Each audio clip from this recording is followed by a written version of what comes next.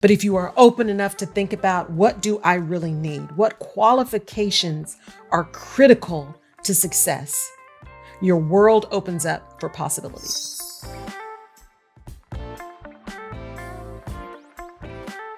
This week on the Rutledge Perspective, I have a question for you.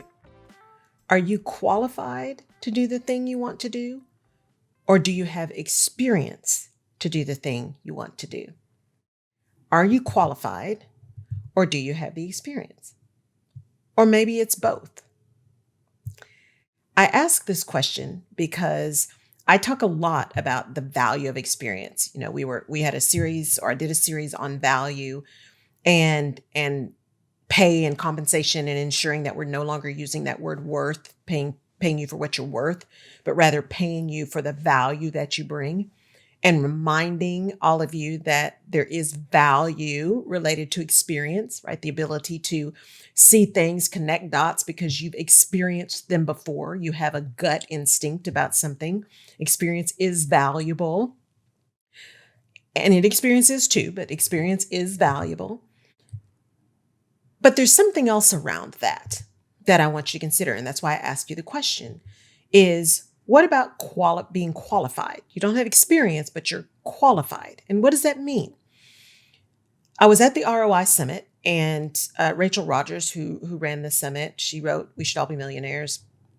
I've talked about her a couple of times because I'm just coming off this conference that was so great. But she mentioned something, and I thought, it's something that I've said, but I've not said in those words. And when you go somewhere and you're just open for learning and information, you often hear messages so much clearer when they're given to you as opposed to you giving them.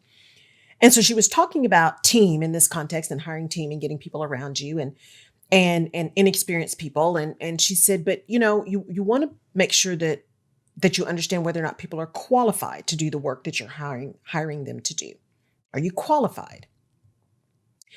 And the reason I thought that was a really insightful question is because there are quite a few people who are not experienced. They haven't actually done the thing before or done it for a long period of time, but they are highly qualified. They've got either their certification or their degree or whatever it is, right? So there may be a new plumber who is highly qualified because he's passed all the tests, he's gotten all the certifications, he's got the insurance, he's got the safety requirements down. So he's qualified to do the work you're hiring him to do. He just doesn't have the same experience as that plumber who's been doing it for 20 years, but he is qualified. When you are hiring someone to be your CFO, or hiring a virtual assistant, or hiring someone to be on your staff in your organization, what are you looking for in terms of qualifications? So if you think about a resume, or you think about a job posting, job postings often have the summary at the beginning. They have the job title, right? Here's your job duties. And then it comes down to the bottom and it says qualifications. And it lists things like 4-year degree, experience running Microsoft, leading teams. I mean, sometimes there's a whole laundry list of things. And as HR professionals, we always told people, or at least I told people, stop putting everything in the kitchen sink on your job description, number one. And number two, when you start putting qualifications on there, what are you really requiring people to have in order to do the job you're hiring for? Do they have to have a 4-year degree in order to do this job, in order to be qualified? Do they have to have done everything in order to be qualified? Give you a prime experience. One of the organizations I went to when I first got there, we were hiring for some technicians. And when I looked at the job description, it said you had to have worked in this environment using this particular thing for 5 years. And then you could be hired as an entry-level technician. And I was like, y'all know me. I'm curious. I just have some questions.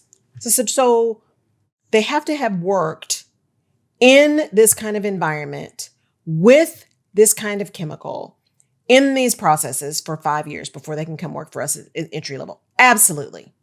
Okay. So does every environment like this look and operate exactly the same? Oh, no. We have some proprietary processes. Okay. Does everybody run this same mix of stuff, right? The same way? No, absolutely not. Everybody's got a little bit different formula. Okay. So no matter what they've experienced, they have to learn it all the way we do it when they get here. Absolutely. So then why do we require them to have all this other stuff? Because see, everybody that would fit this description already works here. If everything we got is proprietary, then everybody already works here. So we can't find these people that you're looking for because they're already here. Oh, right. All I did was ask questions. But here's the crux of that conversation: experience versus qualifications. You could be qualified to do the particular job by having gone to certain classes, having done certain certifications, having been in a similar environment, doing similar processes would make you qualified to learn the specific things you have to do in our environment to be able to do the job. We need people who were qualified to do the work. And oh, by the way, if we were hiring even more people, yes, we absolutely would love to have experience, and that's preferred. But the baseline requirement is for you to have certain qualifications in order to do the work. So when you are looking for talent to come into your organization, are you looking for people who are qualified, or are you looking for people who have experience, or a combination of both? And in that combination, does everybody have to have both, or are you willing to be forthcoming about your own environment to say, you know what, there's just stuff we do different. And so what we need is some basic qualifications, because we're going to teach you everything else, and be okay with hiring that and require that your leaders be qualified to train, be qualified to onboard appropriately, right? You put the onus in the right place. Now, if you're looking for a specific leader, if you've got a specific process, if you are really hurting in expertise, then you hire experienced. You hire people who have been there, done that. If it blows up tomorrow, they're going to know what to do, right? If something goes awry, they've had enough battle scars, they've seen enough stuff that they can connect dots and get creative about making something happen within the bounds of the parameters that you give them. There is extreme value in experience and expertise, and you should absolutely have that in your organization as well. But everyone doesn't need to be an expert, and everyone doesn't need to have 42 years of experience. Sometimes you need that new person who is qualified, but hasn't quite done it yet. They can demonstrate to you through their qualifications and through your process of talking to them that they have the capability to learn what you need them to learn to put their qualifications to use. If you are a business owner and you're going out there and you're talking about what you are giving to people, how you're serving people, what are your qualifications for doing that work? What makes you the viable person that they should engage with in order to get the solution to the problem that they're having? And this really stood out for me because something showed up in one of my feeds the last couple of weeks, and I've been stewing on this. For a while because it just ticked me off, and I couldn't figure out. Well, I could figure out. I just wasn't ready to be kind in addressing it. I had something show up in my feed that said, I am a coach or a business development person for coaches and consultants. And I help coaches and consultants get high ticket clients and build big practices and six-figure businesses with, in capital letters, little to no experience. I nearly lost my mind. Why? Because I have hired those people with little to no experience who have done incredible damage and at a minimum have just not been effective. Sometimes you need experience. And then what happens, especially in this world where there's this amazing proliferation of coaches, that's why you have so many people putting together certification programs for coaches, right? Because everybody can hang out their shingle and say they're a coach and they've never done it before. It's one of the reasons I have a real hard time with those certifications and why I refuse to get some of them. And I'm a certified HR professional. So understand I have a love-hate relationship with certifications because it's just like taking a test. Not all lawyers are the right lawyer for you, and not all lawyers are great just because they passed the bar, right? Not all of anything is great just because the certification says so. You need to dig deeper and make sure they're a fit for you and make sure there are receipts and there's real experience there. Some people just are really good at taking tests. Doesn't mean they can execute, right? But there's a reason that all of these organizations came up, especially the coaching federations and things came up with the certifications, because of this proliferation of people who just hung out a shingle and said, I'm a coach, and they're doing damage. Not only are they not being helpful, in the worst case scenario, they're actually doing damage. So I'm reading this and I'm getting so irritated, so irritated. And then I went to this conference and I heard, qualification versus experience. Are you qualified? And I thought, you know what? Instead of me getting irritated, how about assist people in understanding that the real questions you want to ask when you're hiring anyone, including me, when you're hiring someone, is help me understand what qualifies you to do the work that you're asking me to pay you to do for me. Now, how many times have you asked that question? We look at resumes, we ask, tell me how you did that, give me an example when, all the behavioral kind of stuff. But how often do we ask directly, what qualifies you to do this job that I'm asking you to do? And you got to ask it in the right way, because that tone can also include a whole lot of bias in it, right? What qualifies you to do that? And people who show up looking like me get that a lot. So I'm not talking about the nasty, what qualifies you. I'm talking about the genuine, help me understand the level of qualification you have that will demonstrate to me that you have the ability to deliver a solution to me for my needs. Qualification. And sometimes that qualification does come in the form of someone who doesn't necessarily have extensive experience. So depending on what you need and where you are, that might be the exact right person for you.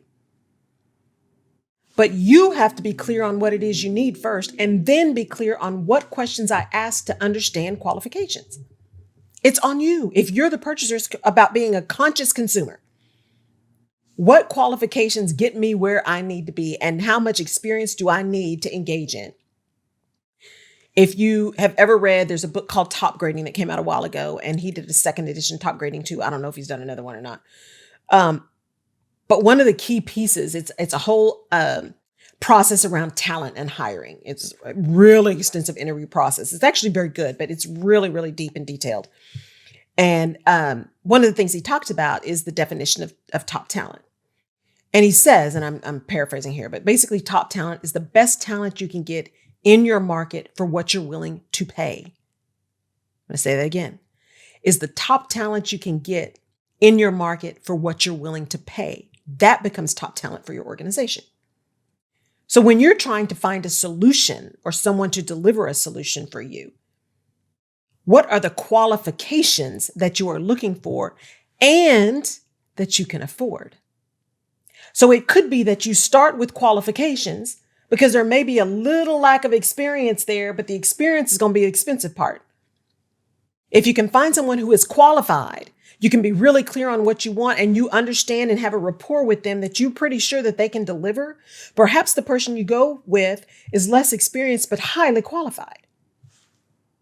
Just a thought. So as you move through this week, we're in love month, right? We're in love month. As you move through this week, when this episode is going to air, change your perspective on experience and qualifications. And again, I'm not negating that I truly believe and know that experience has value. There is value in experience. You got to hire new people because you got to have your business as a going concern. And you got to value experience, right? And you want to spend some time gaining experience. Be new at something so you can learn and get those battle scars and know what to do when something blows up, right? And just goes completely sideways on you.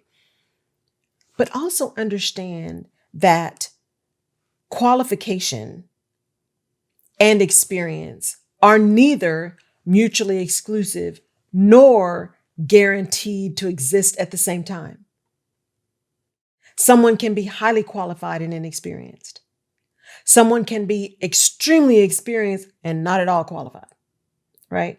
Or someone can be both or neither. And it is up to you when you are looking for a solution to a situation or a problem to ask really deep questions around qualifications, really deep questions around experience. And it is incumbent upon you to be clear on what it is you want. Have a clear vision of what it is you want and what action you need to take, so that when you are deciding what resources you're either going to put on your team, or you are going to hire to support your team, right? Or you are going to engage with on whatever basis, that you are really clear on what it is you're looking for and why. And then you can make a definitive decision to move into action with or without that particular person or persons that you've been talking to. Qualifications is a really good thing. And if you think about looking for people who are qualified, that might actually give you an opportunity to open up your world to people you may never have considered before, because they are qualified, but they may not be experienced. And those qualified people may not be moving in your circle. But if you are open enough to think about, what do I really need? What qualifications are critical to success? Your world opens up for possibilities. That's it for this week. Thank you so much for listening. I'd love to know your thoughts on qualifications versus experience. It was just a very interesting conversation that I had with some people, and then at this conference, hearing that different perspective. I'd love to hear your perspective on that, especially those of you who are hiring people or trying to help hiring managers think differently about the people that they hire, right?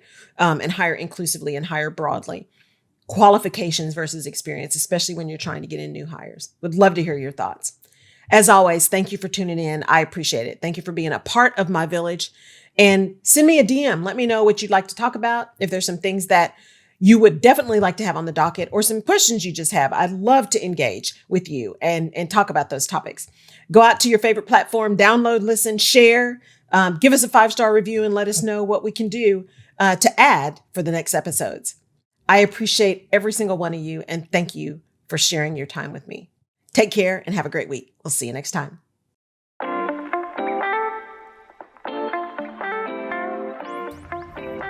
You have been listening to the Rutledge Perspective podcast. Thank you so much for downloading and for connecting. You can find previous episodes of the podcast on my website at laurelrutledge.com/podcast. You can also find me on social media at Laurel K. Rutledge and/or The Rutledge Perspective. And I'd love your perspective on the things we talk about. And if there's a specific topic you want me to cover, just let me know. And please share this podcast with someone in your village who may need this little piece of perspective today. And if you're so inclined, I would really appreciate a 5-star rating and review on the platform of your choice. Apple Podcasts and Spotify reviews are particularly helpful. Thank you again for listening. Take care.